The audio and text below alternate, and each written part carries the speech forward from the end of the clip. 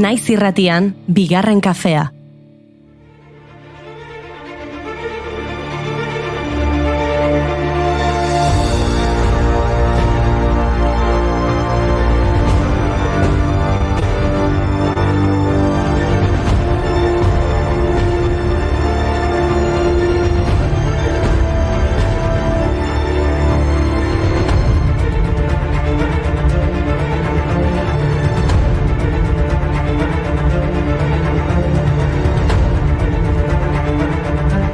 Arratsaldeon astelena gainditu genuen eta hementxe gara berriz bigarren kafea aspaldi hartuta. Pentsa hirugarren hartzen ari naiz. Ez, gaur kaferik ez.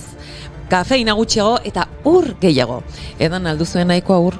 Maitenak etortzen den bakoitzan egiten digu galdera hori. Baina aitortu behar dugu gaur iniz baino zentzu handiagoa duela. Izan ere gaur uraren mundu eguna da. Baby, can I drink from your water? Baby, meet me down by the river. We can dance to the rhythm till the sun is high and the water runs dry. Yes, we can make it far. No need inflatable. Zein da egun honen helburua? Uraren mundu mailako krisia hitz egitea. Uraren hornidurarik ez duten milioika pertsonek aurre egin behar dituzten arazoak ezagutaraztea eta baita horren inguruan hartu behar diren premiazko neurriak ere. Ura bizitza babesteko oinarrizko eskubidea da, bere forma guztietan. Giza eskubide bada, baina baliabide natural baliotsu eta ezinbesteko hori ez da modu seguruan iristen hainbat herrialdetako pertsona askorengana. Nazio Batuen erakundearen arabera, biztanle kaltetuenak baliabide ekonomikorik gabekoak dira. Ura benetako luxua da beraientzat, baina eskuragarriak gizarte aurreratuenentzat eta herrialde garatuenentzat. Munduko biztanleriaren herenak baino gehiagok ez du edateko ur garbirik eta beraz 2.000 milioi pertsonak baino gehiagok ez dute kalitatezko urik jasotzen etxeetan. Horrek heriotzak eragiten ditu. Aurtengo leloa lurpeko ura, ikusezina ikusgarri eginez da. Horrekin lurpeko uraren garrantzia nabarmendu nahi dute, bai eta haien gehiegizko ustiapena saiesteko beharra nabarmendu ere. Kalkuluen arabera, ur gezaren 187 akuiferoetan edo eraketa geologikoetan dago. Babes dezagun ura eta babes ditzagun giza eskubideak.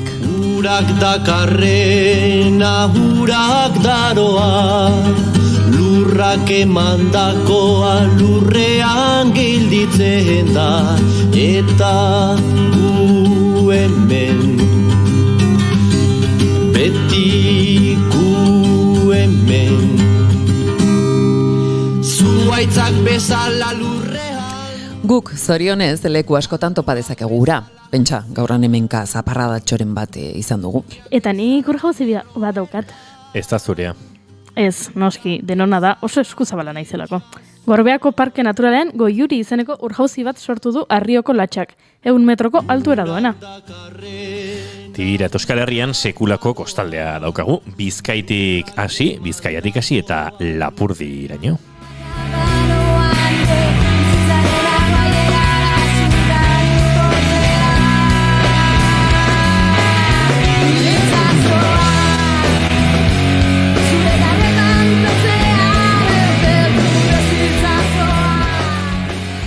Eta barnean dugun ura, zer? Hori ez dugu aipatu behar, gure pisuaren 75% inguru ura da. Ura gara. Eta negar egitean ura kanporatzen dugu. Badakizuen malkoen konposizioa aldatu egiten dela negarguraren arrazoiaren arabera? Tristura, zamodioarengatik edo alaitasunarengatik negar egiten badugu, gure malkoak aldatu egingo dira. Eta kolore aldatu dezakete, ze nik ezagutzen ditut malko beltzak. Zuk bai jakin.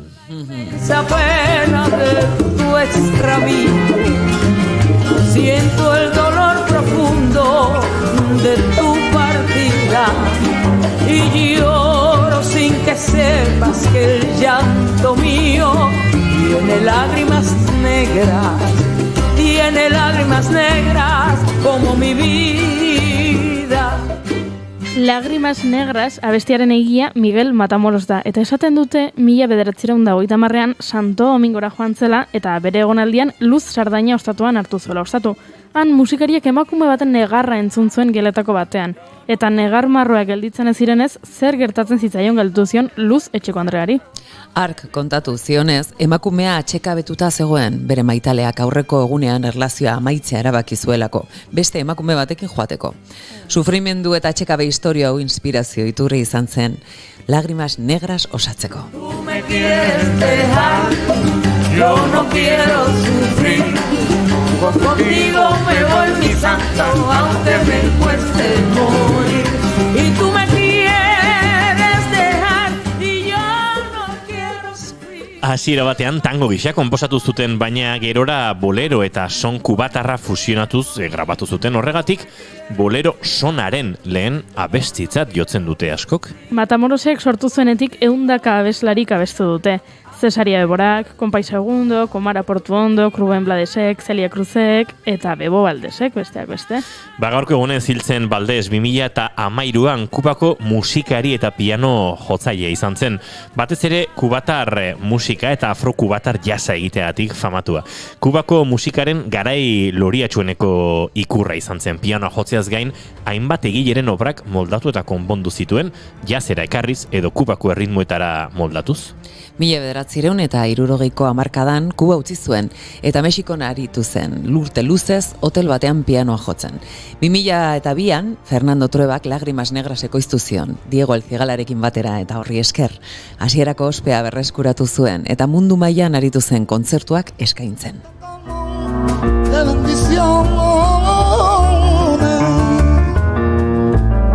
sufro la inmensa pena de tu extravío. Siento dolor profundo de tu partida y lloro sin que tú sepas que el llanto mío tiene lágrimas negras. Negarra aipatu dugunez, gaurko egunez jaio zen Andrew Lloyd Webber. Lloyd Webber baroia. 20. mende amaierako antzezlan askoren konpositore, idazle, ekoizle, zuzendari eta egilea. 16 musikal, 2 soinu banda eta requiem meza bat ekoitzi ditu. Bere sarien artean, 3 Tony, 3 Grammy, Oscar bat, Emmy bat, 7 Olivier eta Urrezko Globo bat nabarmentzen dira. Bere musikaletako batzuk zinemara eraman dituzte, Jesucristo Superstar, 1973an Norman Jewisonek zuzendua, Operaren Mamua 2004an Joel Schumacherrek zuzenduta, edota Cats 2019an Tom Hooperrek gidatu zuena. Bere antzerki konpainia, Really Useful Group, Londresko garrantzitsuenetako bat da. Bereiek sortu zituzten rekimeko Pai Jesu edo Evita antzezlaneko Don't Cry For Me Argentina bestiak. Ez negar egin Argentina. I never expected it to. Don't cry for me, Argentina. The truth is I never left you. All through my wild days, my mad existence, I kept my promise. Don't keep your distance. Hainbeste negarrekin eskerrak gaur gure emozioen terapeuta gonbidatu dugun. Donna Epeianiz Nietorekin kezkak izango ditugu izpide. Zer kezkatzen gaitu? Zer egiten dugu kezkatzen garenean? Eta ura dela eta ez dela, Lorentzako urikabe geratu gara. Nerea Tudurik No hay agua para las flores poemario idatzi du eta horren inguruan ariko gara. Eta Malagako zinema jaialdiaren inguruan ere ariko gara, Mikel Gurrearen Eltzear eta Maider Oleagaren Irritxe filma laburren ekoizlea den Ander Sagardo izango dugu gurekin eta bertan izan da Malagan eta nola ibili diren kontatuko dugu. Eta Juan Ignacio Artxoak Afrikako afrodisiako historikoen inguruan arituko zaigu, hau beldurra. Urbasoak prest? Martxoak 22 ditu gaur eta asteartea da. Ongi etorri guztioi, bigarren kafera.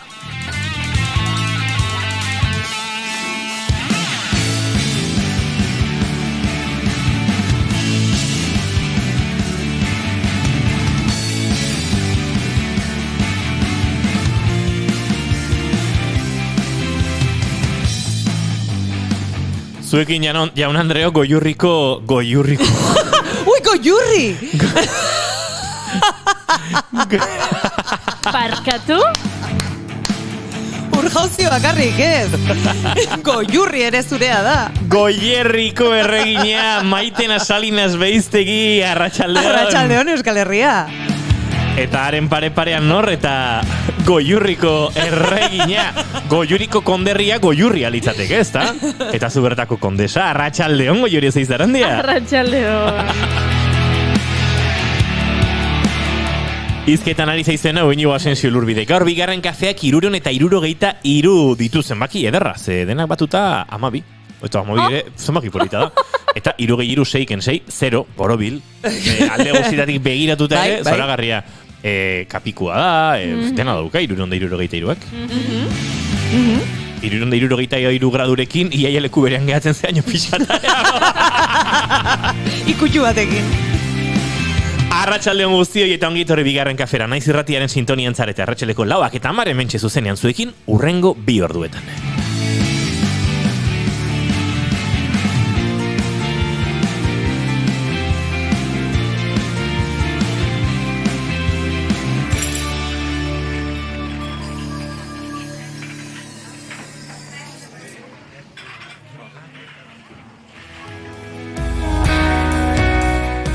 Flipatzen hau gure sintorien amaieran entzuten den, edo basa? Hori, zuze kontuatu zate inoiz? Barkatu. Bai.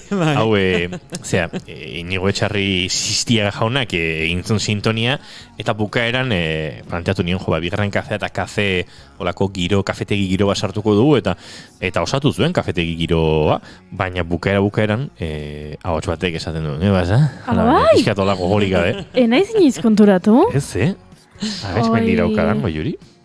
¿Qué pasa? ¿Está triste dago? Ez dakit, baina bai, da pixka eta otxola...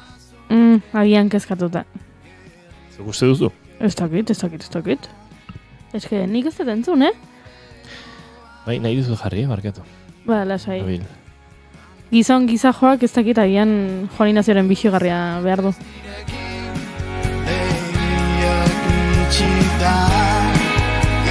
Hegaldiak diskotik Iker Martinez eta Zaldi Errenaken dantzatu nirekin ari gara entzuten datorren astean gurean izango dira bide batez, hementxe Iker Martinez eta Zaldi Errenak laukotean hortz izango dugu. Zalaparta gure laborategian gustatzen daizkigu horrelako festatxoak ere montatzea.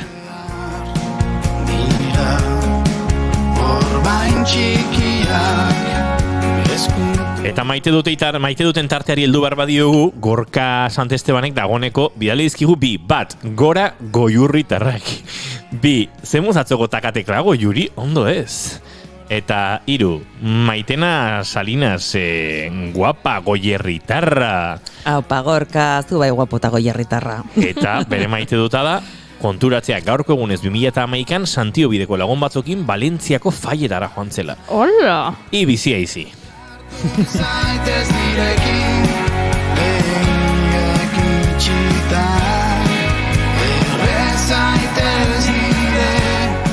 Elduko diogu maite dutei, Maitena Salinas. Eldu di, ez aiogun ba? Ba begira, hemendik 2 egunetara Ipar Irlanda ezagutzera noa. Ara? Ipar Irlandako lagun batekin. Ara, zezalagarria. Hori da maite dut bat oso handia. Oso potoloa. Nora zoaz, iparralderuntz, egualderuntz? Iparralderuntz. Moikulen box ezagutzeko aukera daukazu. Iparralderuntz, egualderuntz, ez egualderuntze bai. Ez daukat garbi egiten maizut, esan nion, berak antolatzeko, azkenean bere jaioterria ezagutuko baitut. Eta orain egun, bea Oxforden bizi da, beraz, elkarrekin topo egingo duguan, eta bere kultura erakutsiko dit, eta lehenbiziko aldiz Irlanda zapalduko dut. Ze polita. Ziur maite mindu egiten naizela Irlandataz. Ziur. Bai.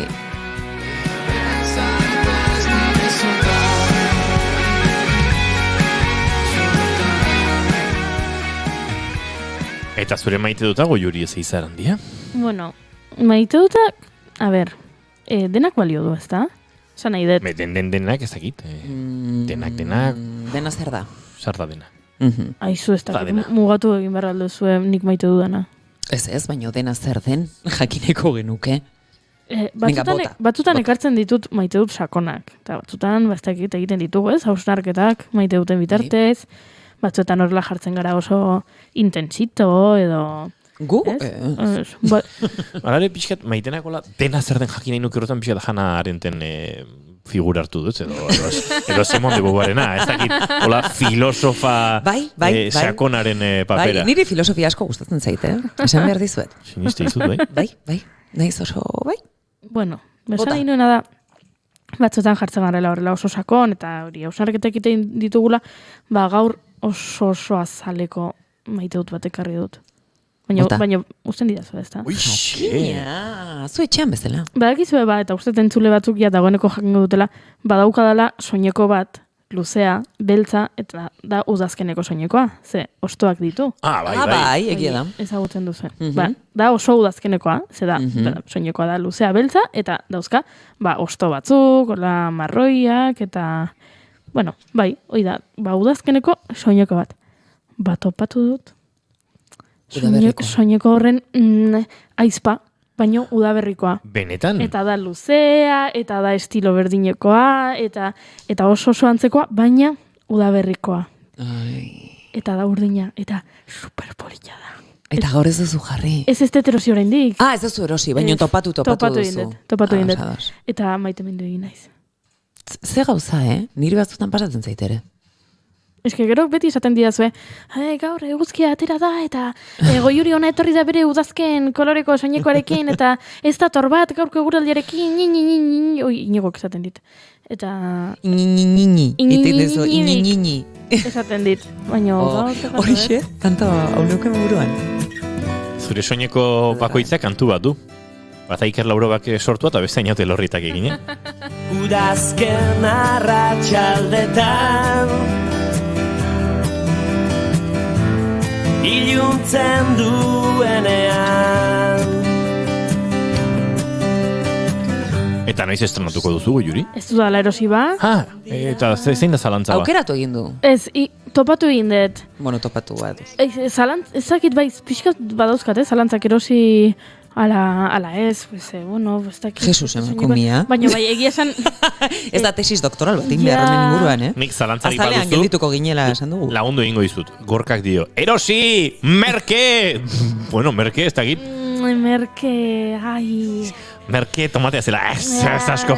Ez, merke ez, baina eske, klaro, noski, ez da denda hundi horietakoa. Beraz, hori inbertsio bada eta erosketa hona. Ja, egia da. Erosi egingo dut. Bueno, bihar kontatuko dizut. Karo, hori kezkak eta zalantza hauek Donak argituko dizkizu. Jaietan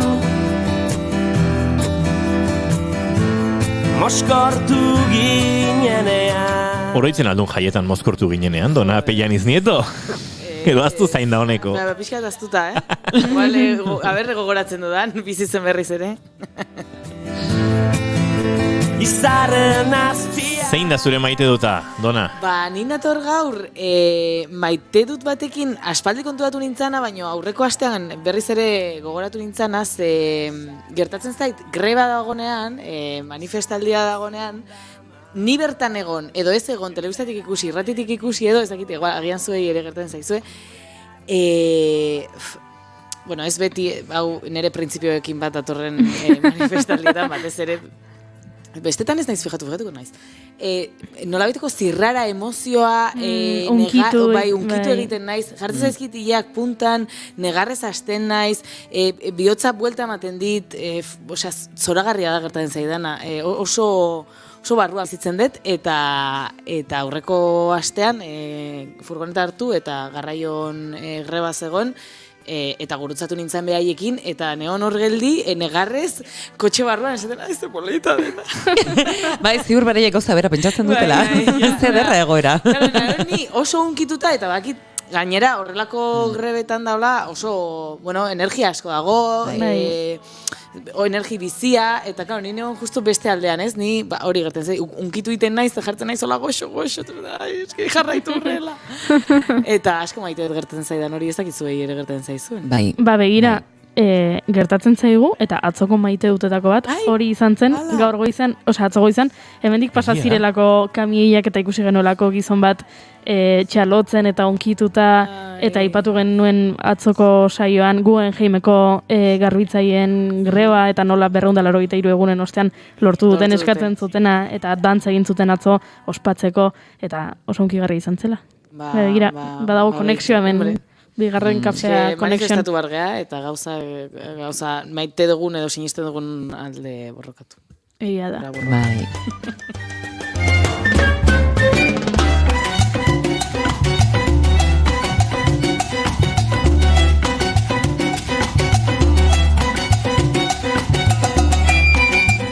Nere maite duta da, nola esan, disiplinek bata besteari lagunduta ahaztutako pertsonak gurera ekartzeko gaitasuna dutenean.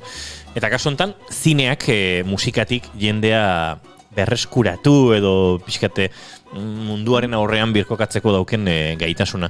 Eta justu, leheno aritu naiz Israel Katxao Lopezen inguruan irakurtzen, gaurko gunez hiltzelako 2008an, eta konturatu naiz ere, sarreran goiurik aipatu duela, ez? Nola, berreskuratu genuen, edo ezagutu genuen neurri handi batean Bebo Valdez, pelikula bati esker, ze urtetan, hori, hotel bateko pianista bezala lanean aritu zen, munduko pianista talentu dun eta xarmangarrienetako bat, ez?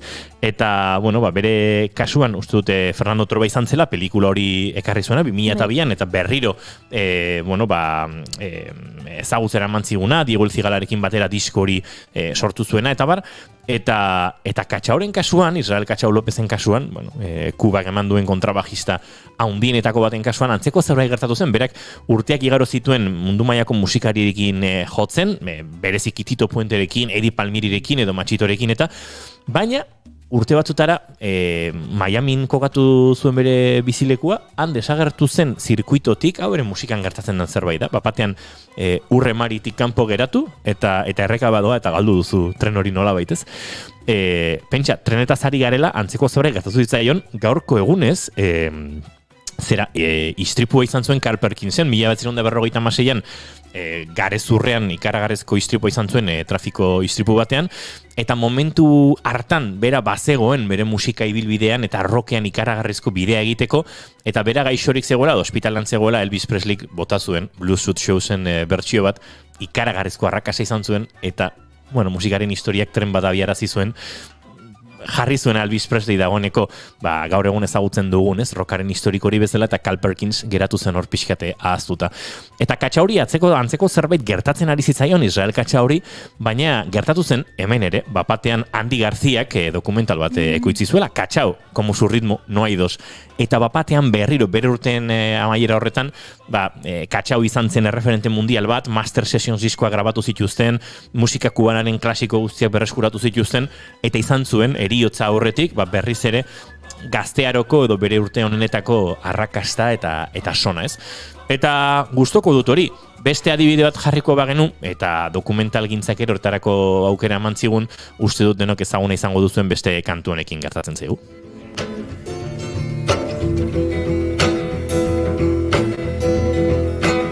Sugar man, won't you hurry? Entzuten ari zareten hau Rodriguez da, eta bere historia uste dut aski ezaguna dela, gehienontzako, Searching for Sugarman izan zuen... Looking for Sugarman. Looking for? Searching. Searching dala. Searching for Sugarman, bai. Bai. Searching for Sugarman dokumentalak, berreskuratu zuen, ez, historia ezaguna bada ere, kontatuko diogu gure entzulei, lagundu diazu ez, hemen improvisatzen hasi naiz eta jarraitzen dut, baina Rodriguez abeslari estatu batu zen, ikaragarrizko arrakasta ez zuen izan, naiz eta bere gaztaroan ibili zen, aipatu ditudan beste izen handi batzuen paren edo, baina bere disko bat momentu hartan musika hain globala etzen eta internet bitartez mundu osoko musika entzuteko gaitasunik etzen urte haietan iritsi zen Hego Afrikara. Disko ura iritsi zen. Gaina iritsi omen zen kaset batean. Uste dut daietz? Norbaitek eraman da, bidai batean, eta... Geratu zen norbaitek irratsaio batean jarri, eta irratiak orduan zuen indarra baliatuta, bapatean Hego Afrikan ikaragarri ezaguna egintzen, baino inork etzekien zein letxez zen tipo hura. Etzekiten Sixto Rodríguezenik. Hori da, Sixto Rodríguezenik. Eta bapatean ikerketa lan batek, baino handik urte askotara, eraman zituen Estatu Batueraino, eta Sixto Rodríguez orduan musika utzita eta urtetan musikan aritu gabeko tipoa zen. Eta antolatu zuten bira bat, eta Hego Afrikara heldu zen, eta Hego Afrikara bueltan ikaragarrizko arrakasta, jendeak oroitzen zuen diskora goiti bera, eta orduan uri birgrabatu, kaleratu zuten, birgrabatu edo remasterizatu, ze ustut, grabazio zarra dela, originala dela, Eta horita gero mundu mailako jira egin zuen, ez dakit Euskal Herrian egon zen, baina Espainiar estatuan behintzat esango nuke baietz. Euskal Herrian ez dut, ez dakit ez dut uste. Barcelonan, Madrilen, nonbait aritu zen jira horrekin.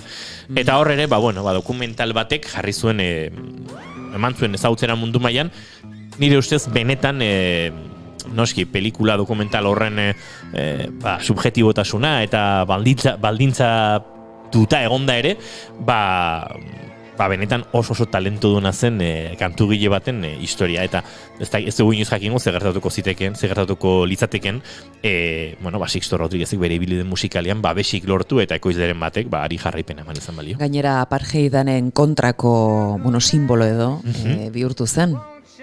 Bai, izan zuen bere alde politiko hori eta benetan oso historia interesgarria. Maite dut, disiplina batek, beste disiplina bateko figura bat berreskuratu, erreskatatu eta gurera ekartzeko duen gaitasuna. Silver magic ships you carry, Jumpers Coke, sweet Mary Jane,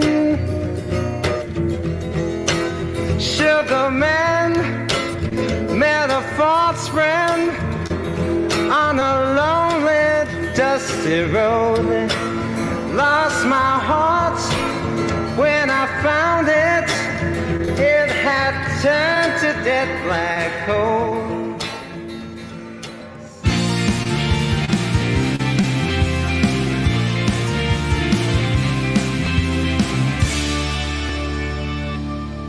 Emaiozu bigarren aukera bat egunari. Naiz irratian, bigarren kafea.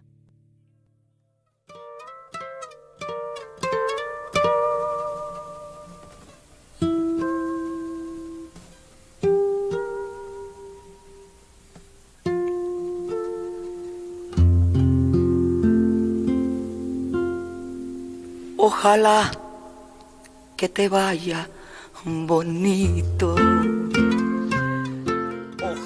Lauak eta 27 minutu eta bigarren kafean Dona Pellaniz Nietoren imaginario mundu musikalean murgildu behar dugu eta baita emozio mundu berezi horretan eta biatzeko Txabelaren que te vaya bonito. Personas más buenas que te dé lo que no pude darte.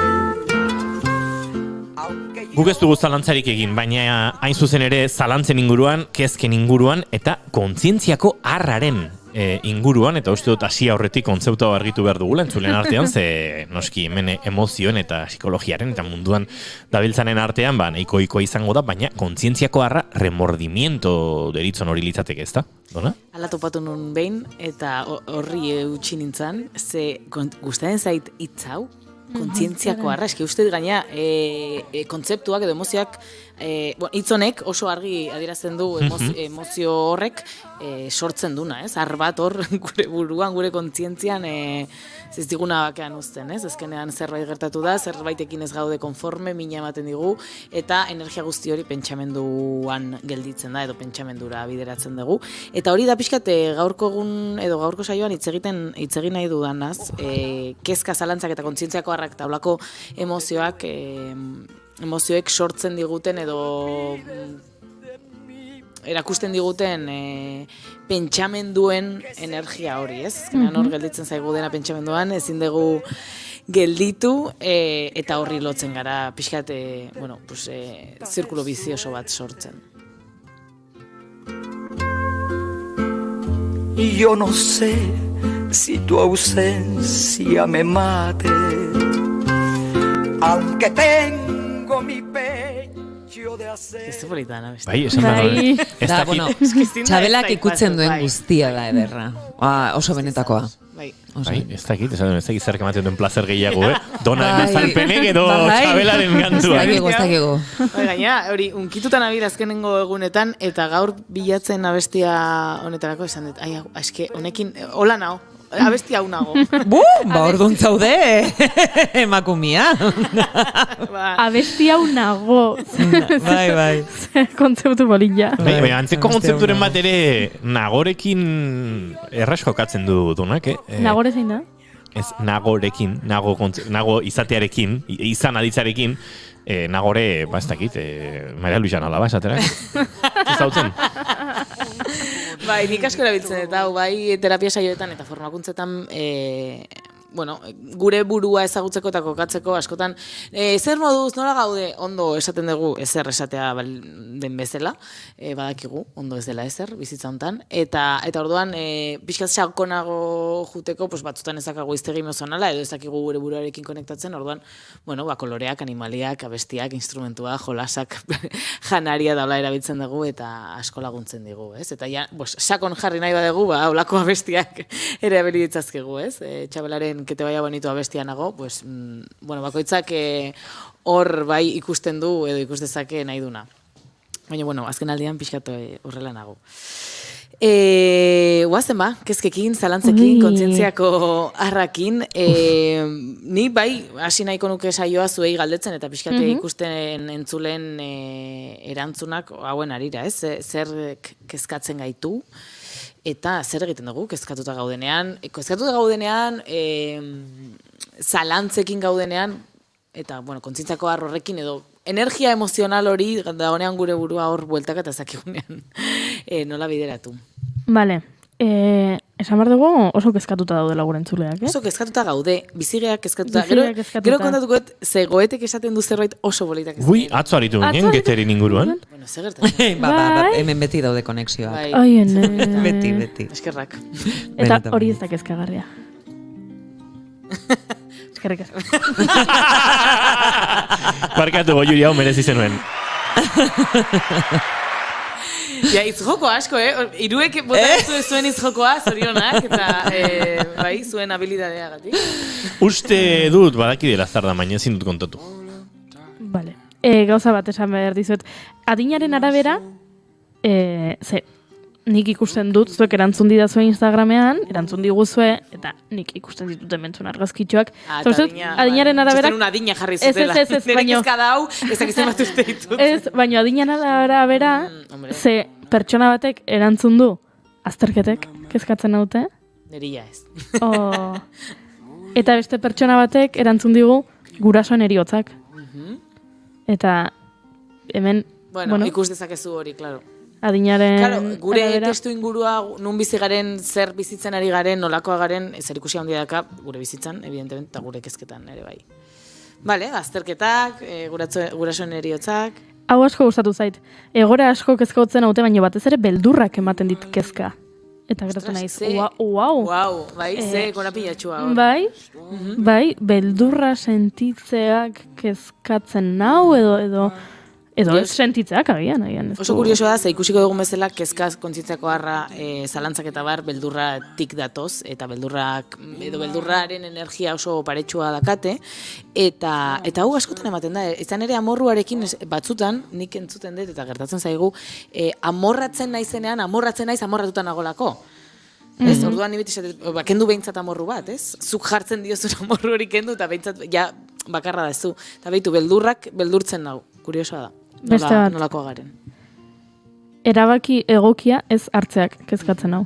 Agian pertsona hau dago hor gauza, zalantzetan eta... Hemen publiko bat egongo balitz, galdetuko nuke, publiko dago, baina ez dago hemen, galdetuko nuke altxaskua zenbateik kezkatzen gaituen eta denok. Eta denok, eskua gora. Eta bizitza hontan ez dago zerbait zuzena.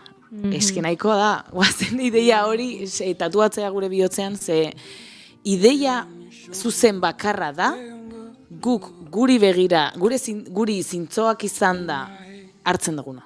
Punto. Txesta? Hori da. Orduan, hor ez dago okerrik.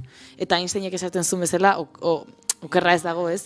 Zerbait, ez bazaigun nahi genuen bezala ateratzen, ikasi dugu nola ez egin, ez? Bide bat, eta bueno, berari gertatzen zitzaion bezala, eta guri gertatzen zaigun bezala, ezakizen bat, 1000 bide ikusten dugu gauza bat ez lortzeko. Beste bat, amatasunak. Hola. Horrelaxe, kontzeptu gisa. Gauza asko atea Eta ditzazkegu. izan daiteke, ez dakit, dagoeneko ama da eta kezka asko ditu aurra ez derakoan, edo ez da ama eta kezkatzen du Edo ez ama da izateak, eta kontzientziako harra dauka. Aha. Hori sekula ez dela esaten, Bai. ez baita oso, ez? Ez da esaten, baino... Ez da esaten, baino nik Ia, entzuna izan dut, bai, pribatuan. nik jarriko nuke eskua zuan, ama guztiak ezin dut esan, baino... Momentun batean behintzat. Bai, etortzen da hori, eta... Eske normala da. Eske norbaiten ama izatea, norbaiten ezitzaile izatea da gauza niretzako zaiena bizitza honetan eta zoragarriena. Ardura hundiena. Bai. Ez daukalako etenik. Hori da. Bai. Eta dakazu norbaiten bizitzan zure eskutan. Bai. Eta hori, bueno, zoragarria da niretzako, nire ustez, eta hori ardura handia daka. Hala izan behar du, ez? Bai. Beste pertsona batek eta beste hildo guztiz kontrakotik ez, baina desberdina behintzat, gasolinaren prezioak. Ja. Bueno, badirudi oso azaleko kezka dela, baina kezka horren sakonekoa da. atzean biziraupena ere badago, eta bueno, zutasun ekonomikoak ere azkenean, Bai, negozio asko hor daude, kilikolo. Bai, hala da. Eta bukatzeko, COVID aurreko bizitza ez berreskuratzeak kezkatzen nau. Ja. Eta hau askotan hitz egin dugu, batez ere gure amonekin, Kontxita Beiti eta Mari Migalderekin, ostiraletan hitz egiten dugu telefonoz beraiekin, eta bereiek askotan aipatu digute, beraiei ere asko kostatuko zaiela pandemiaren aurreko ohiturak berreskuratzea, eta oraindik ez direla elkartu familia bazkari handiak egiteko, eta horrelako ez dakit, ohitura batzuk oraindik atzean utzi ditugula eta ez ditugula berreskuratu eta horrekin kezkatuta giltza eta ez da harritzeko. Ez da, nik horrekin badut kontraesan bat, ze askotan jartzen gera, batez ere mina bizitzen ditugun egoerak pairatzen ditugunean, atzera begira, ez nahi dut lehen honekan hori. Zerraitu ez dugu aurrera begiratzen, ez? Batzuetan hobe da. Osea, oraina... Bai, orain dela 2 urte, orain dela 2 urte izan zan hori. Aber zer sortu ezakegu hemendik aurrera, ez? Agian zerbait hobeagoa da. Nik pertsonalki ere, hori, batez ere min horrekin konektatzen dut, ez? Ezakit, nostalgia horrekin, ez? Entzinako hori, bazen zauden gauza politak, ez? Baina, bueno, ez, nik uste eta aurrera begiratu behar degula. Nostalgiak zenbat trampa dituen, Ja. Nostalgiak, askotan eramaten gaitu iragana idealizatzera. Bai. Eta orain dela 3 urte, entzuten bagina gure burua orain dela 3 urte, ikusiko genuke hau ez dijoa ondo, hau ez gustatzen, hau aldatu behar da. Bueno, guazen hori ere hausnartzea, baina, gertatu zaiguna, okerragoa da, komida tartean esaten dut, ez? Mingarriagoa izan da, orduan, lotzen geha ezagun den horretan onagoa zelakoan, ez? Eta gero ere, bakoitzak ez ditugu gauza berdinak galdu pandemiaren garai honetan, ez da? Eta galera batzuk, ezinezkoa da berriz ere horri buelta ematea. Bai, eta batzuk hori familiarekin egotea, da zerbait berreskuratze hori, nik uste horrez dagoela ezer kaltegarririk, baina beti aurrera begira, ez? Hori nire pentsamendua eta nire gomendiotxoa bota badezaket. Eta zuei zer kezkatzen dizu edo zer dago zuen buruan? Nik uste dut kezka mota desberdinak daudela, ez? Batzutan, galdetzen badiazu zer kezkatzen nauen, agian 3-4 gauza etortzen zaizkit burura, baina gero benetan gauza horiek ez didate eragozten gauean ondo lo egitea, baina beste kezka batzuk ordea bai. Igual ez indianak esan, ez? Agian horiek ez, baina badaude kezka potologoak eta kezka txikiagoak eta badaude kezka batzuk 24 orduz dauzkazunak eta beste kezka batzuk agian direla, momentuaren arabera etortzen dira edo joaten dira. Zer kezkatzen nau? Oso galdera intimo iruditzen, zaitu edo, na? Bai. Batzutan marra muga pasatzen dut, hala da. Nere joera da, eta hori da nere lana ere bai, eta batzutan ez dakit nun gelditu. Bale, bueno, hausnarketa polita iruditzen zait. Momentu enten nago kezkatuta, ze nire lagun bat hegazkin batean dago eta oso gaizki pasatzen du, eta hegazkinera sartzen da osasuntxu, eta hegazkinetik ateratzen da xiskoin da. Yeah. Beldurraren gatik, Yeah. Esertzen da hegazkinean ez da mugitzen, eta ateratzen da, ez dakit, 55 kilometroko lasterketa bat egin izan balu bezala. Momentu enten kezkatuta nago beregatik. Eta kezkatuta nago, ze hilabete barru kotxeko, karneteko azterketa daukat, eta horrek kezkatzen hau. Eta notizio jau horrela, bapatean? Ja, bai, ni pentsa ez zenuen karnet. Daramat asteak galdetzen ea ari den zertan, eta hori ez da galdetzen. Ez da gizien, no seke, eta nauka, txoko batean txakurra daukizun bezala xe. Hola xe nauka. Eta bapatean, damba! Baina, bueno. Enaizelako iritsiko, eta orduan urrengo hilabeteko azterketara itxaron beharko dut. Zen ikuste dut naizela iristen oraingo honetara. Horrek eskatzen hau. Vale. Adibidez. Bueno, iritsiko zea.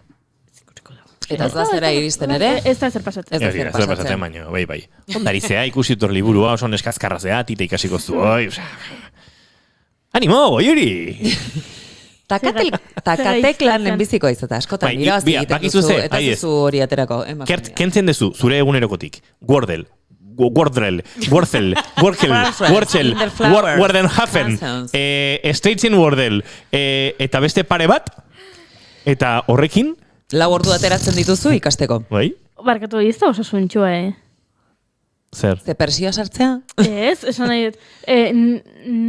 Niri postasuna eragiten didaten, eta mundutik deskonektatzeko balio didaten tresna hauek kentzen baizkidazu, eta 24 orduz egon behar balin badet kezkatuta azterketaren gatik, Baina orduan donak esango lizuke, baina mundutik deskonektatzeko beharra duzu? Ja hori pentsatu. Eta horrengo aldera izango da, Wordelen 17 bertsioak egunero egitea, ere osasuntxua ote den. Ez ote den deskonexio narkotiko xamar bat ere? Ez ditut Wordelen 17 bertsioak egiten. Gaur ez dut egin adibidez. Baina segiz izketan zorain txeiko. Bueno, kontua ez da ez deskonektatzea edo deskonektatzea, baizitek eta kontzienteki egitea gauzak, ez? Hor botako beti. Jak. Bueno, hola pixkat azkar galdetuko izu ezuei ere, bai. Bai ezu zer kezkatzen zaituen, hola pixkat azaltzea. Gero bigarren galdera da niretzako hor importanteena. Nik ez dakit oraintxe kezka honen erdigunean nagoen, epizentron nagoen, baina didez nik aitatasunak kezkatzen hau. Uste dut, ontaz ere igual itzein bardala, bai nire aitatasunak, edo ni aite izate edo ez izate horrek, ze uste normalean errelatoa eraiki dela, ez? Eta presioa jarri dela amaren, emakumeen amatasun hortan, eta egia da, biologismotik aztertuta, biologiatik aztertuta, bueno, beste abiadura muga batzuk, edo beste presio batzuk izan ditzakegula, amatasuna garatu dezakezuen pertsonek, eta garatu ezin dezakegunok, aita izan gaitezkenok. Baina egia da bestalde, nire hausnarketetan, aita izateko adin konkretu bat ere ikusten dudala, eta irizten dela momentu bat, zinetik aurrera ez dudan aita izan nahi, naiz eta nire espermatozoidak akaso ernaldezaketen ovulu bat, ezta? Eta 36 urte ditut. Eta banago momentu batean, un pixka bat atzera uzten ari nahi zen, akaso aita izateko behar, kezka, presio hori, baina izan dut. Eta honekin ez dut esan nahi izango nahi zenik, baina bainago akaso, zurrunbiloaren lasaigune edo arnasgune batean, baino izan ditut urte batzutan alako gora berak horrekin, bai. Eta adibidez, hori. Ze kuriosa dan gertatzen ari dena, bueno, bizitzen ari naiz nire inguruan, hori aitatasuna bihurtzen ari da, kezkatxo bat, gizon batzuetan, ez? Eta agian leno hortaz, lehenengo igual ezan hitz egiten, edo etzegona hainbesteko aukeraz, igual erabaki dugun edo erabaki duten emakume batzuk ez izatea ama edo amatasun hori luzatzea, sortzen du utxune bat, nun aitatasunaren kezka hori ateratzeko baimena, edo, sortzen da horre. Asko gustatzen ari zaite hau gertatzea eta saltzea, ez? Uste hor dagoela asko ez dela hitz egiten. Bale. Ba, hortik tiraka, nik ama izan nahi dudala garbi eduki dut beti, ez da gauza bat niretzat piztu edo itzali egiten dena, 42 urte ditut, eta oraindik ez naiz horretan jarri. Beraz, ni ere pasatu nituen urte asko, oso kezkatuta gainean, nik uste dut antxietatea eta dena sentitzen nuela gai honekiko, ez da? Azkenean zan, etorkizunera begirako kezka orainean bizitzen nuena, baino etorkizunarekin lotuta zegoena. Eta iritsi izan momentu bat, urte batzuen ostean, ze nire azkenean kezka baita badator zuk erabakitzen duzunarekin bat, hau da, eraberean zu badakizu zer egiten ari zaren, eta zure erabakiak hartzen dituzu, askatasun osoz. Eta konfidantza izatea erabaki nuen, jakingo nuela noiz, eta momentu horretan posible balitz izango nintzela. Eta ez banintze izango, edo aukerarik ez balego, hori koherenteki, onartuko nuela. Hau da, azkenean, bai iruditzen zait beti pasatzen zaigun bintze gizarte honetan, edo zer gauza desio badugu eskubide bihurtzen dugula. Eta ez nago batea ados horrekin. Bai, ze askotan giza beste emakume askoen eta beste pertsona batzuen giza eskubideen kontra egiten dugu hori. Beraz, nik usteet koherente izan behar dela norbera, zerbait nahi baduzu, lerrotu horrekin, eta posible bada ondo, eta ez bada posible, jazta. Ezin dugu dena eduki beti. Orduan, ikusiko dugu. Askotan ez gaude prest dolu hori bizitzeko. Hori da, doluak dira, ez? Orduan, ni dolurik oraindik ez dut bizitu izan, auskalo, oraindik denboratxo bat dudala sentitzen dut, baino jakingo duzu, ikusiko dugu. Ikusiko dugu. Urrengo kapituluan. Kapituluetan. Ze interesgarria esaten dezuna, egin dezun hausnarketa horrekin, ez? Zuk esaten dezun bezala, eta ekarri nahi dut Konde de Rivarolen hitzak esaten du, zalantza edo kezkak direla frogen zain dagoen epaiketa. Ez, azkenean egiten dugu egi bat bihurtzen dugu gure buruan, eta orduan behar dugu errealitateak egiaztatzea guk nahi dugun edo sinistu dugun hori, ez? Eta askotan gu biktimak edo ikusleak izan da, ez? Nik ez den nahi ezer egin, ama izan nahi dut, orduan nahi dut izan, adibidez amatasuna atera denez, edo aitatasuna, nahi dut izan, ingurune guztia prest horretarako. Eta ez gea egiten gure erabakien arduratxo, ez? Igual karrerari eman nahi diot toki gehiago, baina ama izan nahi dut, baina ez dut zer utzin nahi, orduan dena perfektua eta maravillosua izaten nahi dut, orduan hor frustratu egiten naiz. Wow! Ez, da uste oso importantea dela hori, lehenengo gure realitatearen jabe egitea eta horrekin bat egitea, zintzoak eta izatea, eta doluetarako prest egotea, hori bai da, niretzako oso zaila egiten zaiguna, eta batez ere gizarte honek erakutsi digu, erakutsi ez, sinistarazi digu dena aldegula izan, eta ez da egia. Ez da egia. Ze eguna bizi nahi badet ezin dut gaua bizi aldi berean. Punto, jazta. Orduan, aldet bizi eguna orain eta gero gaua datorrenean. Hori bai. Baina dena aldi berean, momentu berean, ezin da. Dena ez. Gauza batzuk bai. Eta horretarako borroka egitea, lehen esan dudan bezala, polita da, baina, erabakiekin bai dago askotan hori, leheno, erabaki ona ez hartzea, zer da ona? Eski zer ez da ona, ez da txarra. Orduan, prest nago ikasteko, baina zalantzekin, kezkekin, ez gaude prest. Eta ez gaude prest, aukerak eta behin eginda gero, kontzientziako arra ez sentitzeko. Hori da. Bai, erruarekin ez dakigu errua ardura transformatzen, ez dakigu hori bizitzen, orduan tresna horiek ez ditugunez, ez ditugu jaso, edo ez ditugu jaso nahi, edo ez ditugu ikasi nahi, askotan gelditzen geha hor lotuta, ez? Eta lehen esan dudan bezala, kezkak, zalantza, kontzientziako harra, hor murgiltzen garenean beldurraren bueltan gaude. Gaude hor zerbait kontrolatu nahian, eta bizitza honetan ezin da ezer kontrolatu, bizitza dago bizitzeko, orduan, batzutan askatu behar dugu, esfinterra erlaxatu eta bizi, eta berriz ere prest egon ez, galtzeko. Galdu ez dugu galtzen.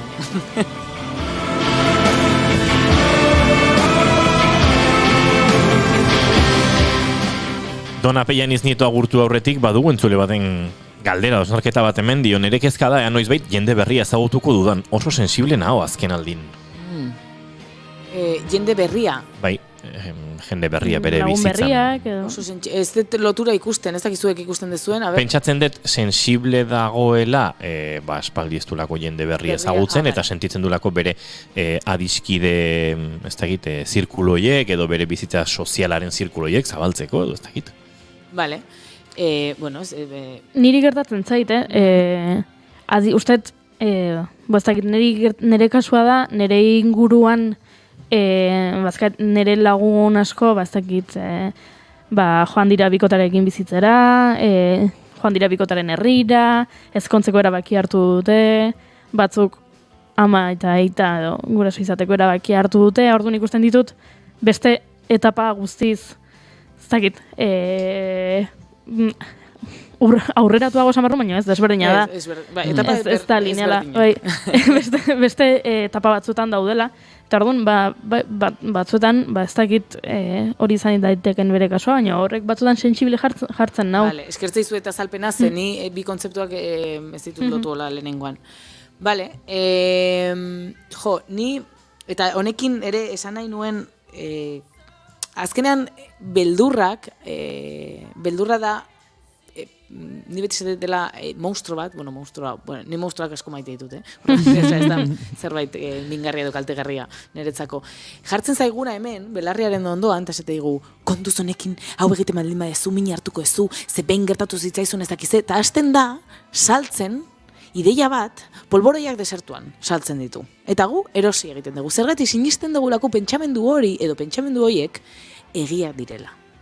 Eta gure emozioek esaten digutena daudenean hor bizi, ez dira egia. Punto. Emozioa sentitzen degula? Bai. Emozioek esaten digun hori egia da? Ez. Zenere amorruak esaten du bestea, suntxitu behar dudala bestea, delako mingarria, kabroi bat, ez dakizeta. Eta hori ez da egia, hori da nere bizipena, eta hori da nere amorruak esaten duna. Eta beldurrak, holako gauzak esaten ditu. Kontuz honekin ez ezu lortuko, etzea nahikoa, denon beldurrak gutxi gora bera funtzionatzen dute horrela. Ze beldurrakin nahi gaitu babestu, baina beldurraren babesteko eta zaintzeko era da hiperbabesa. Hiper babesa. Orduan, dona ez egin nauze hau egiten badezu ez dakize gertatuko zaizu eta bar. Orduan, lehenengo hori ezin etxi. Beldurra sentitzen dut, antxetatea sentitzen dut, antxetatea piztu egintzait. Hor dagonean, energia emozional hori buruan, eta gu gaudenean hor ez jende berria ezagutuko, ez dakize bakarri geldituko naiz, ez dut inoir ezagutuko aita izateko, ama izateko, ez dakize denbora, presio asko dago, bai soziala, bai gurea, eta bar. Orduan, lehenengo deslotu pentsamendu horietan. Jarri muga bat esan, hau ez da errealitatea, hau ez da egia, beldurra da, kezkak dira, nere emozioak dira, dena delakoa, baino nolabait kanpotek ikusi. Edo behintzat esan hori ez dela egia, ez? Importantea da. Eta horrek emango dizu aukera ardurarekin egiteko zerbait ezberdina. Orduan, jende berria ezagutu nahi dudala, guazen kalera. Guazen kalera, nire gomendioa, guazen kalera, ze askotan jende berria ezagutu nahi dugunean, edo gauza berriak egin nahi ditugunean, jendearekin egin nahi ditugu. Orduan, edo erosten dugu jendea, nik ez dugu gomendatzen, edo erosten dugu jendea, edo nik bakarrik nire gorputzarekin, nire kontzientziarekin, nire motivazio, maitasun gogo eta guztiarekin hartu egiten dut motxila, edo poltsoa, edo txapela, eta nijoa kalera. Eta egiten dut, egin nahi dudan hori. Apuntatzen naiz ez dakin nora, juten naiz mendira, gustoko dudan hori egiten dut, eta hor, ziurrago, jendea mugituko dela. Eta hor, zure aukera, lotzeko horri edo ez. Bai, badago, gazteleraz esaten den zerbait da, baino muinean audio, hau da, hausnarketaren kontrako akzio bera dela. Eske hori da, azkenen pentsatu gogoetak egin, benga, gora, bera, eskubita, ezkerrera, azkenean egiten duzuna da zure burua erotu, eta besteak erotzen dituzu ere, beraz, askotan akzio bakar batek ere gauzak aldatu ditzake asko. Hori da, lotzen baldin magera hausnartzean, eretzako zoragarria da, eta hausnartu behar dugu. Baina tamainan. Hori da. Goetek, ez da esaten goet, ez da? Get. Beti gaizki esaten, baina eski goet, get baino askoz politago eritzen zait. Bueno, hau nire gauzak. Eta ziur, hizkuntzaren arabera esaten dela modu batera eta bestera. Get, azkeneko hori ere esaten dute, ez? Get. Bueno, esaten zuen bezala, esaten du, kezkatuta egotea adimentsua izatea da, hau da, pertsona adimentsuek gaude kezkatuta, ez? Gaude.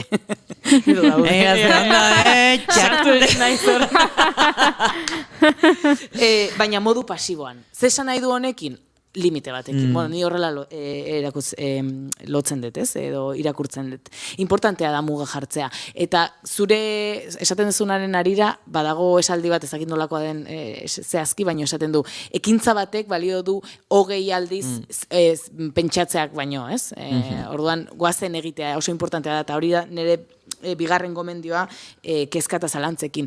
Hausnartu, pentsatu, kezkatuta dago, noski baietz, baino zer egin nahi dut. Beti egon behar du hori. Bale, honekin kezkatuta nago, baina zer egin nahi dut, eta zer egin dezaket. Porque igual egin nahi dudana, ez dut egin. Eta nola egin behar dut? Hori da, orduan, zer egin dezaket honekin? Kezkatuta nago, hori, nire laguna dagolako abioian. Bale, zer egin dezaket?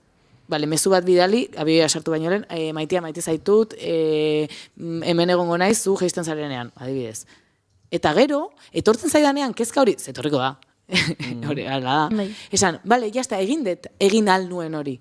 Orain, bizitza.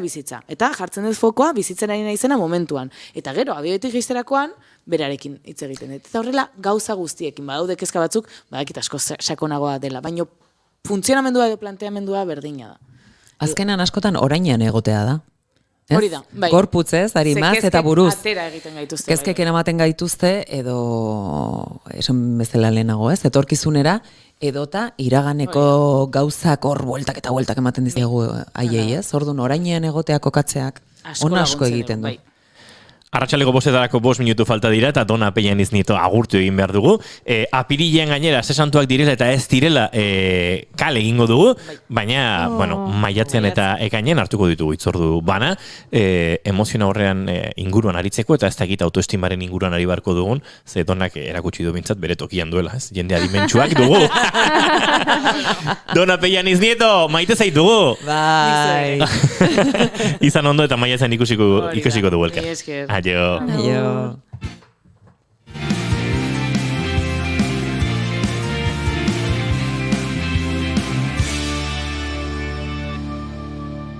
Bigarrenak ez direlako beti okerragoak, bigarren kafea. Korrikak eta naiz irratiak eginiko akordioari esker, 22. korrikako petoa, naiz irratiaren bidez eskuratu ahal izango duzu modu azkar eta erraz batean. Sartu naiz irratiko webgunean eta egin klik bertan topatuko duzun banerrean. Laguntza 5 euro. Dirua korrikarentzat izango da osorik. Naizeko arpideduna bazara, eskatu zure petoa martxoaren 9 jasotako e-mailaren bidez. Naiz irratia, entzun, hitz egin. Temperatura 55 gradutara iritsiko da. Elikagaiak eta urak urriak izango dira eta ez dute osasun arretarik izango. Oporrak bakeanetik Saharar aurren amets eta beharretara iritsi nahi dugu. Udan Saharar aur bat etxean hartu nahi baduzu, jarri zaitez gurekin harremanetan oporrakbakean.eusen martxoak 27 baino lehen. Aurten bai, aurten elkartuko gara.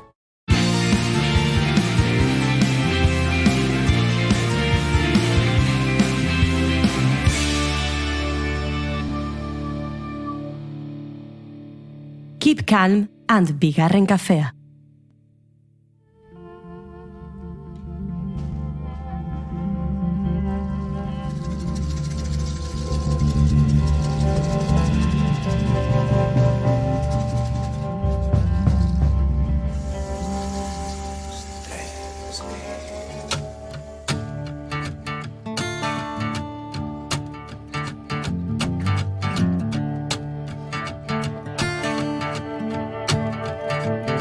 Un striptease encima de un piano de cola, un milagro que ocurre en el cine. El casino en llamas, las excavadoras de los años felices.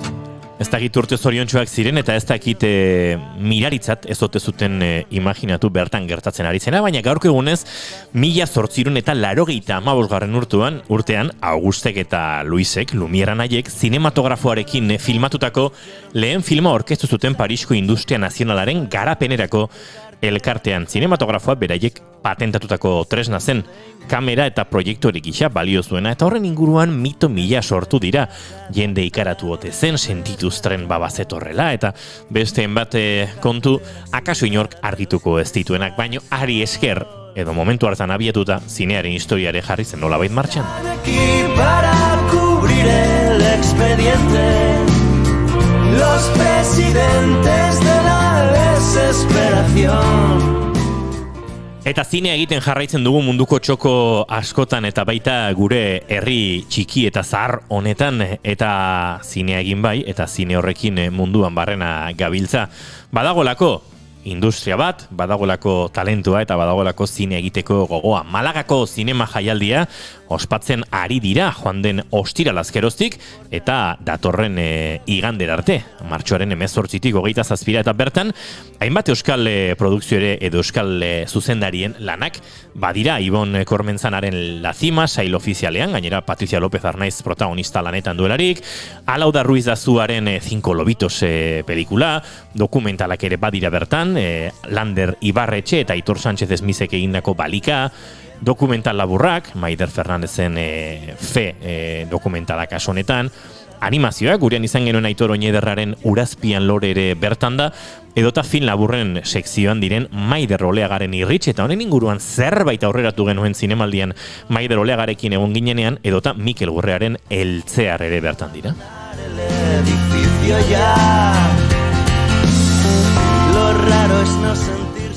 Eta bi azken proiektu hauetan ekoizle lanetan izan da Ander Sagardoi batetik, Irusoinekin Mikel Gurrearen Eltzear filma ekoizten, eta bestetik Sagardoi anaiek duela hilabete batzuk sortutako Sumendi ekoiztetxearekin.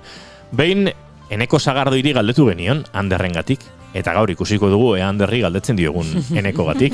Ander Sagardoi, arratsaldeon eta ongi etorri bigarren kafera. Arratsaldeon. Bueno, Malagatik iritsi berritan zabiltza, han jaialdian bi lan aurkeztu dituzu esan da bezala.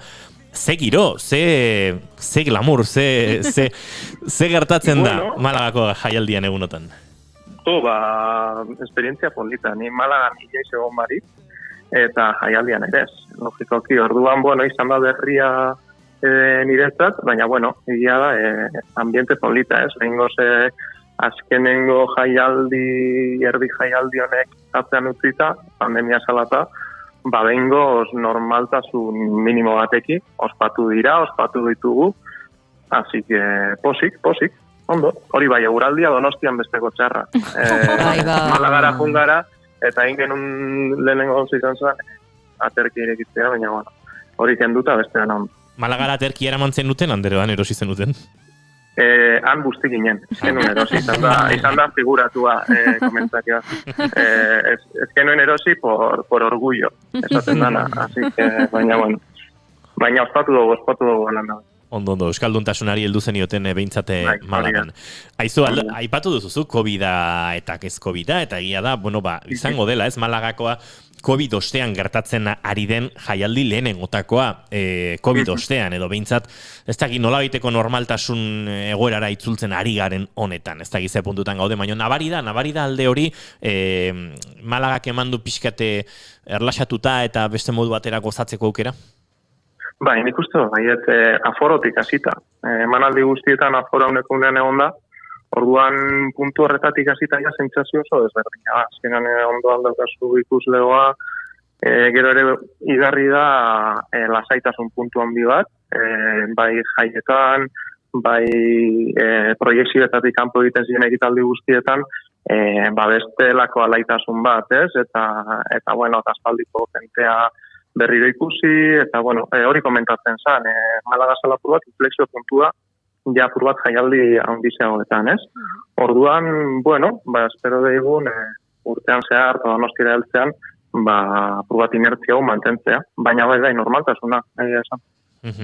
Bi filme zenituzten han, aipatu ditugu biak, baina abiatuko gara, Irritxetik, Maider Oleagaren lan ontatik, estreno mundialara esan dezakegu, ez dakit, nolakoa izan den estreno hori, zeharrera izan duen, eta nola hartu duten Malagan, guretzat bintzat oso erakargarria dirudien, eta oraindik ikusteko aukerarik izan ez dugune Irritx.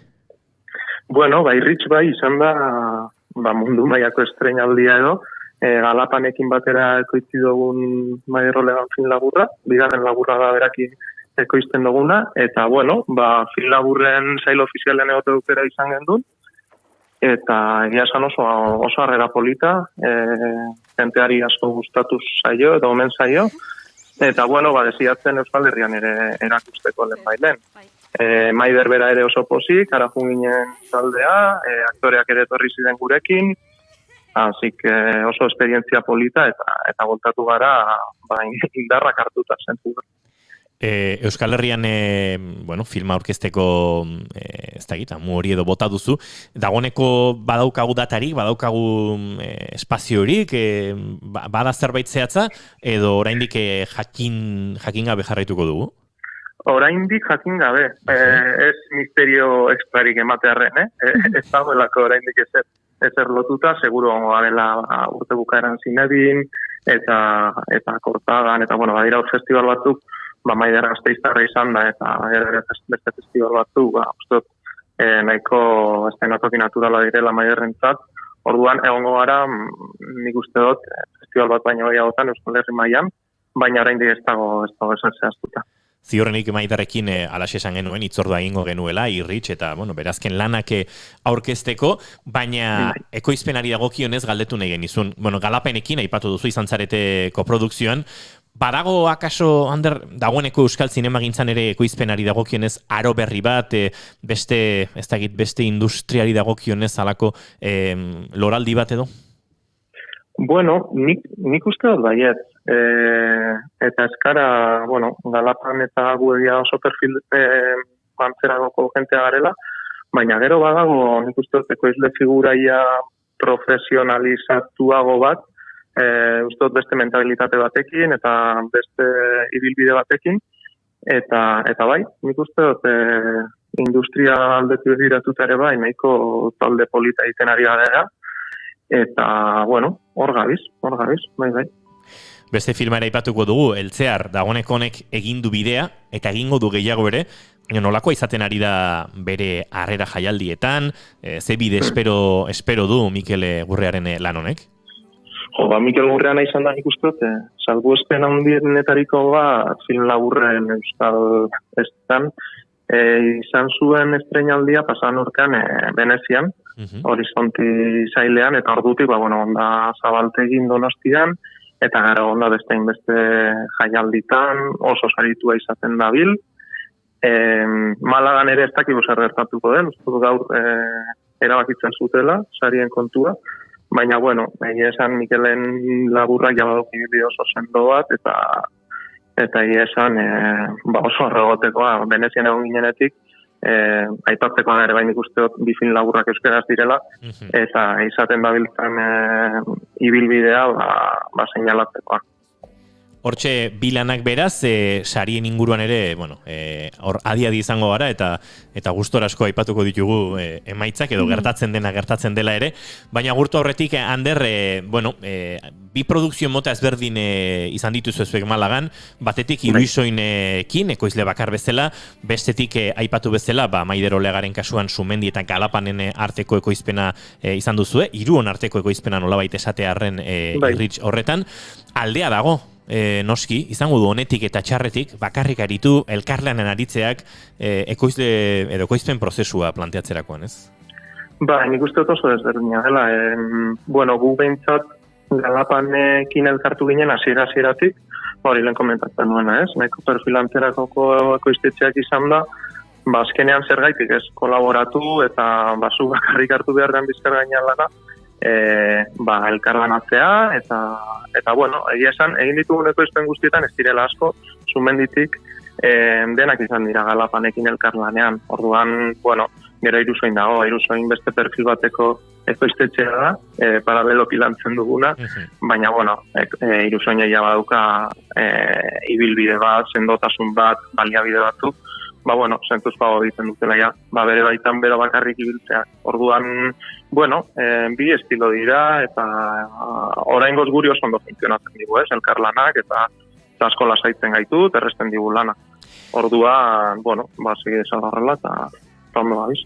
Ander Sagardoi, zinegin bezala minutu gutxi batzuk lapurtu behar genizkizun eta alaxe izango da, baina gurtu aurretik utzi dugu hori irekita, enekori Anderren gatik galdetu genion, Anderrik galdetuko tidigu eneko gatik, ez dizugu galdetuko, haizu, besarkada bat eta goraintziak enekori. Muxo asko enekori bai. Asko eskertzen dizuet, originaltasuna, ez galdetzearena. Venga. Ander Sagardoi, plazer bat eta lasaiago eta denborarekin kafetxo bat hartuko duzumen gurekin estudioan, eta ekoizpenaren inguruan lasai eta zabale aritzeko aukera ere izango dugu. Ordua da, nahi da zuenean. Zaindu besarkada bat. Bale, besarkada bat. Adio.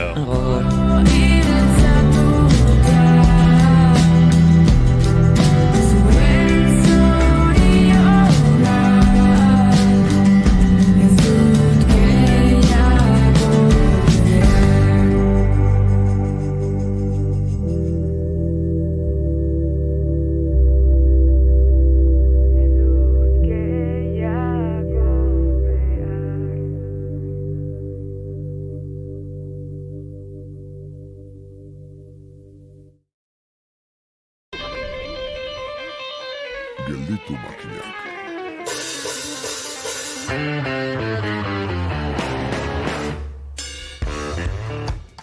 Izozkailua matxuratzean eta barneko hotza gutxitzen joan ala, sortzen da buru austerik.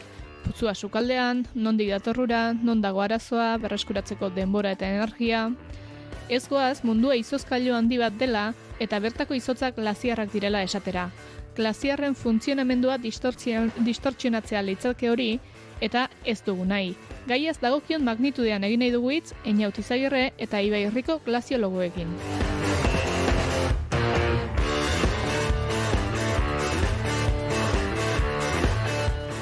Gaurko saioaren konposizioarekin jarraituz, konposta. Kasu horretan, konpostizioa litzake? Ez dakit hori Xabat Larrarteri galdetzera doinduko naizen. Garbitaniako kidea da bera eta badu gaian zer esana. Badu zer esana, konpostan, txistetan, auskalo. Eta pilulak, bai, pilulak ere bai. Norbereti ertozkigu, Oier Etxeberria energia gomendioekin eta Ainhoa Gutierrez zine aholkuekin. Merezi duen tartea izan dezala gelditu makinak saioaren 23. atalak.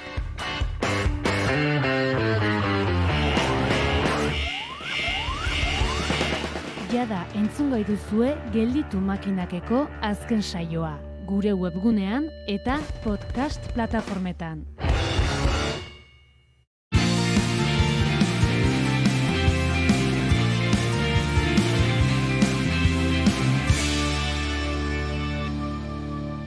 Keep calm and bigarren kafea.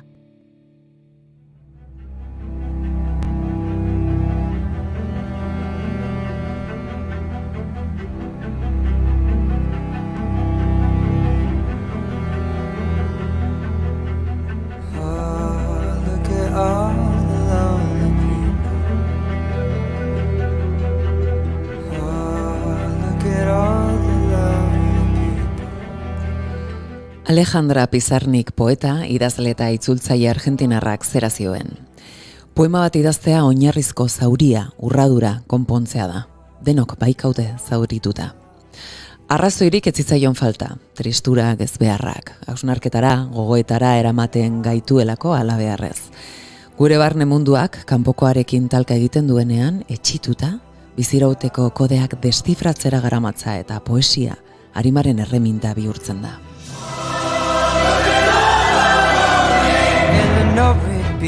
Picks up the rice in a church where a wedding has been. Atzo ospatu zen nazioarteko poesiaren eguna. Hitzaren bidez edertasunaren edo sentimendu estetikoaren agerpentzat hartzen den literatur generoaren eguna. Bertxotan edo prosan, ez da sentimenduen plazaratzean bakarrik geratzen, pentsaketara ere eramaten gaitu zuhurki, eta bakarrik ez gaudenaren kulunkan osatzen gaitu. Eta naiz eta udaberriarekin batera ospatzen dugun bere izatea, gure bizitzako neguetan ematen digu babes gehien. No one comes near, look at him working, donning his socks in the night when there's nobody there. Gaur gurean Nerea Tuduri dugu, ezinbestean 12 urte zituenetik arte honi besarkatuta bizi den poeta. Gloria Fuertes izan zen bere itsasargi momentu ilunetan eta erresilentziaz eta jokoez egin zion aurre etorri zen guztiari. Bere lehen liburuan, Inviernos frente al mar, minaz, maitasunaz, alzheimeraz, abandonuaz eta tratu txarretaz idatzi zuen. Orain, bere bigarren liburuan, No hay agua para las flores, izena jaso duena, berriro utzi die gai batzuei, baina feminismoaz, sexu abusuez eta memoria historikoa ere landu ditu, beste behin ere poesia bozgorailu bihurtuz.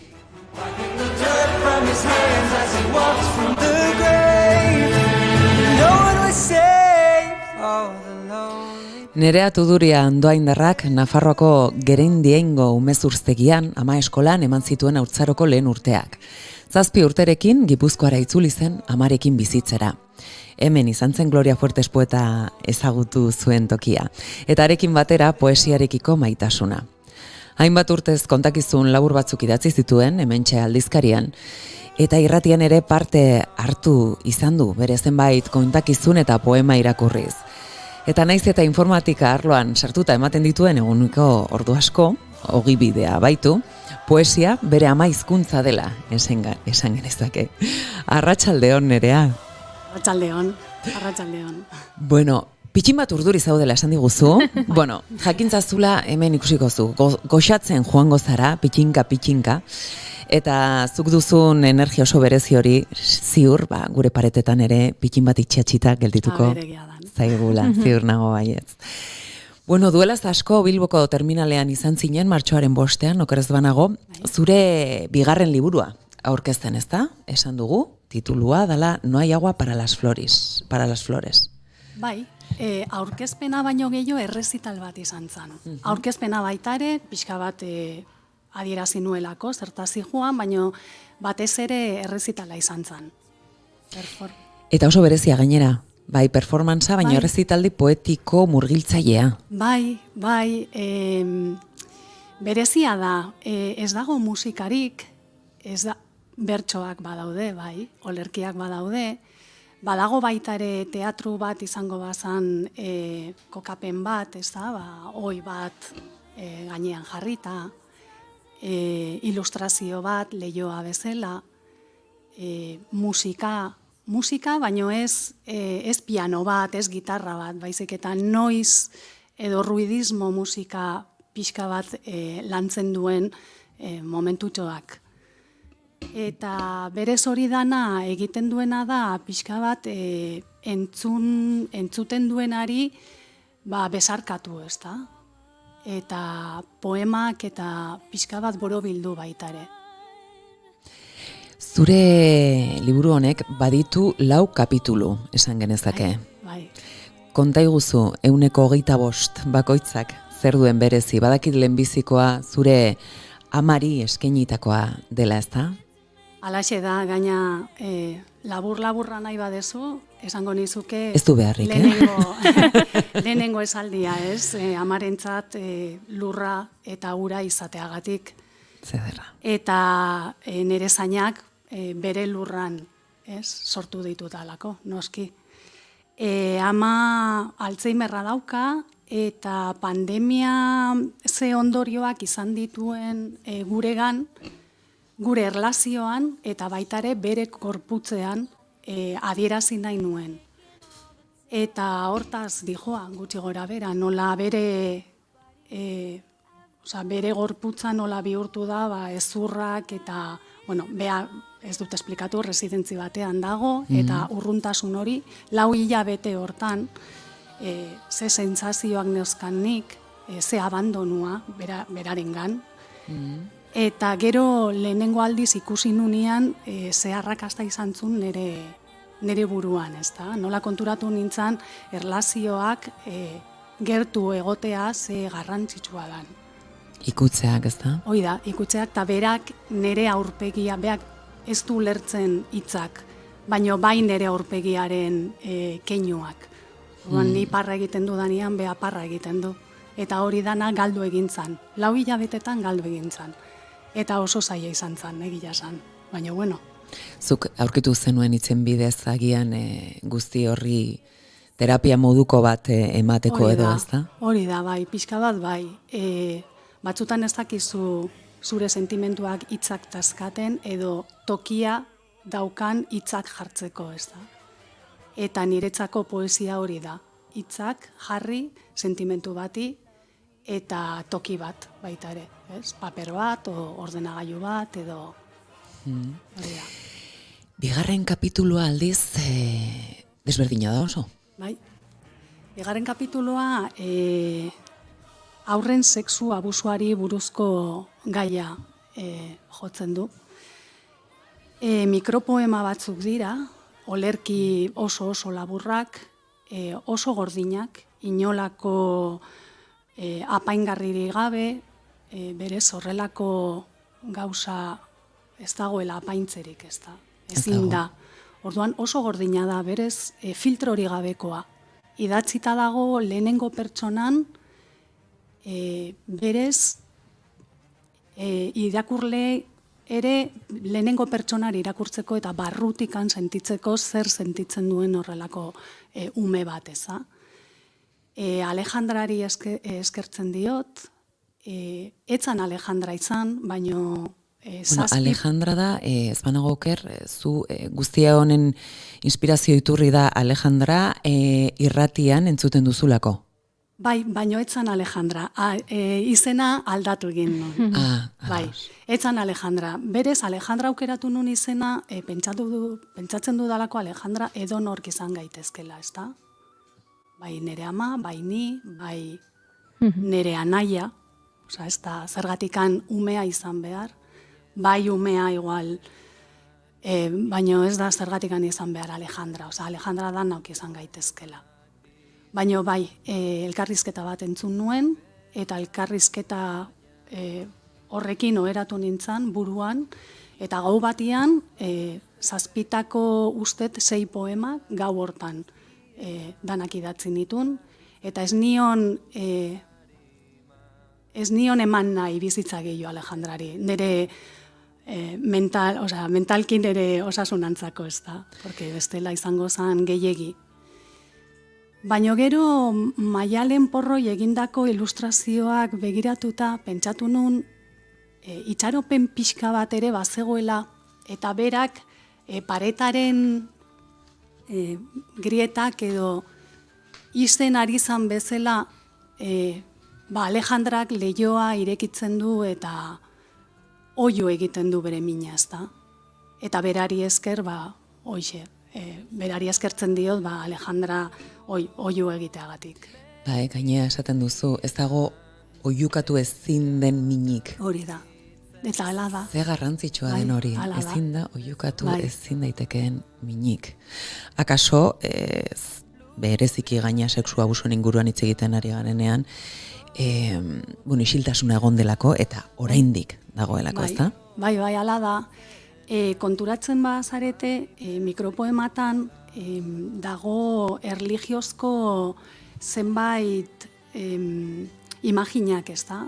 Gurutze bat, otoitza, ni dazkat 59 urte, eta nere garaian ematezun naiz eta orain igual baita ere, ez? Baina nire garaian gehiago, naiz eta zerbait gaizki egin, gero meseta jute zinala eta dana barkatuta zegoela, ez da? Eta ez da horrela. Eta orduan ni simbologia hori hortxe jarri nahi nitun hori ez dalako horrela. Bai, barkaziorik gabeko delituak daudelako. Hori da, hori xe. Eta 3. kapitulua, hemen bai, berriz ere zenbait gain, berriz ere besarkatu edo horien inguruan berri datzi duzu, maitasuna, galera, ausentziak, isiltasuna. Isiltasunaren beldurra, baita ere. Bai, leno apaitu, esan dezu gerendianen ni pasan ditula nire lehenengo 7 urte, eta han gauza asko ikusten dituzu, lagunak egiten dituzu, baino batean lagunak ez dazkazu, beraiek beraien etxea joten direlako. Ama eskola bat zelako, hori da, eta tarte batean bakarrik egoten zirelako, ez da? Hori da, Eta orduan nik uste hori barruan gehatu zaitela eta ez dut nahi bakartasun hori. Naiz eta nahiko bakartia izan, Osea, baita ere bakartia naiz, baino nahi dudanean. Bakardadea aukeratua izan dadila. Hori da. Eta beldur hori badaukat eta asko maite dudan jendea batean desagertzea, ezta? Eta horretaz ere asko hitz egiten dut, beldur horretaz. Ez da dependentzia, Porque askok esaten didate, dependentzia da, ez. Ez nuke esango, ez nuke esango. Ez da. Ulertu dezaket esaten duzun hori, baita sentitu ere. Bai.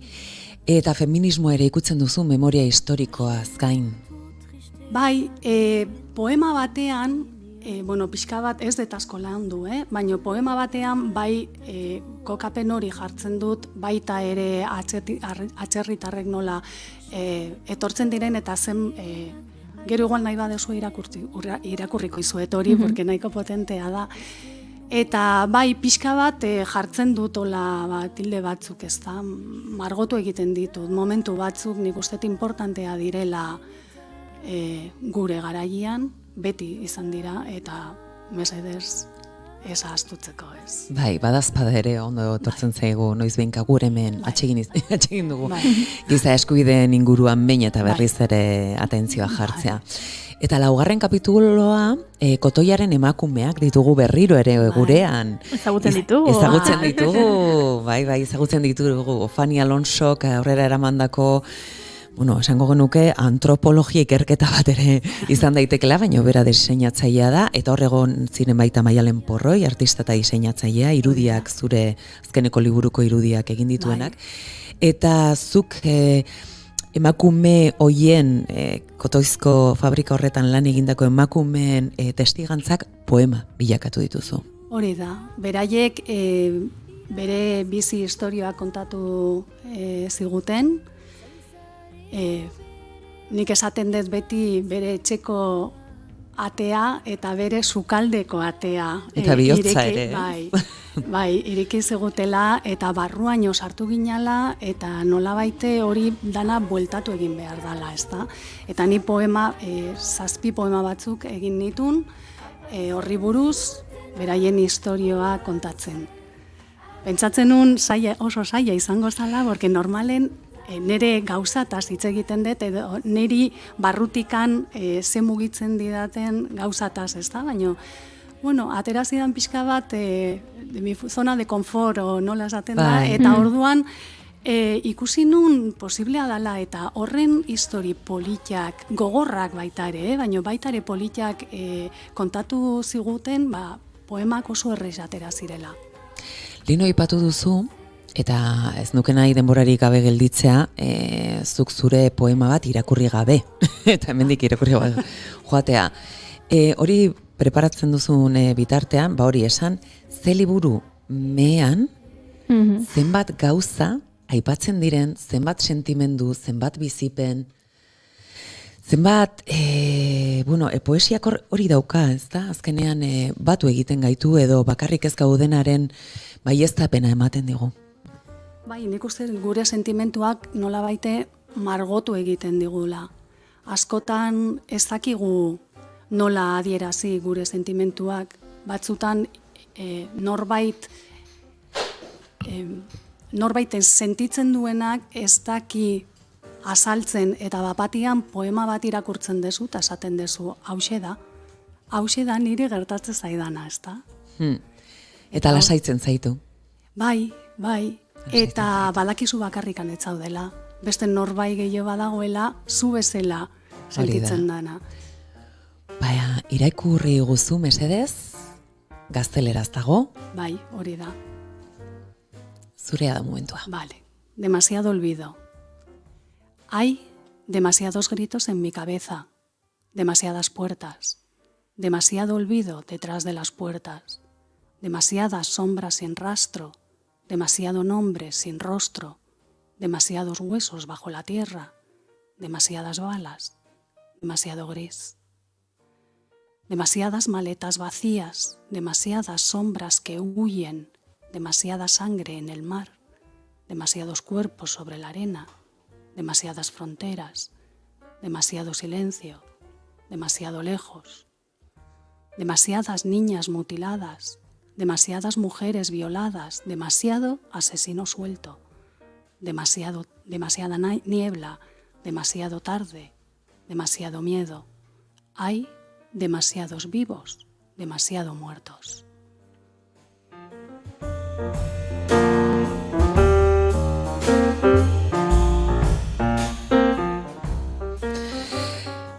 Hau baino gehiago ezin da esan. Nik uste dut honekin amaiera emango diogula, gure elkarrizketa honi. Guretzako ez da gehiegi izan zuen ben izatea, beraz, liburu gehiago etortzen badira, bigarren kafe baterako Bai, etorriko dira. Etorriko zara, ez da? Etorriko dira, nik honi eutxiko diot, seguro. Osea, niretzako poesia da salbatzailea bezala. Así que behar dut, eta gehiago ondo dira, seguro. Eta guzu ere behar zaitugu. Azkenean, munduan jartzen dituzulako askok, sentitu eta pentsatzen duguna. Nerea Tuduri, laster arte eta gozatu, etortzen diren arrakasta guztiez eta segi. Hain politi dazta. Mila esker. Eskerrik asko, Nerea.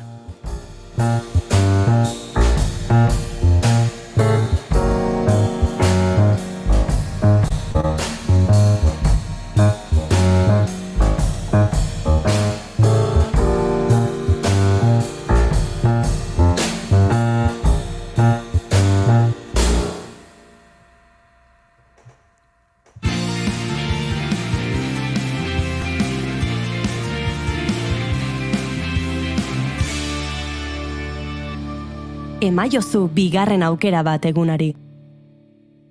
Naiz irratian, bigarren kafea.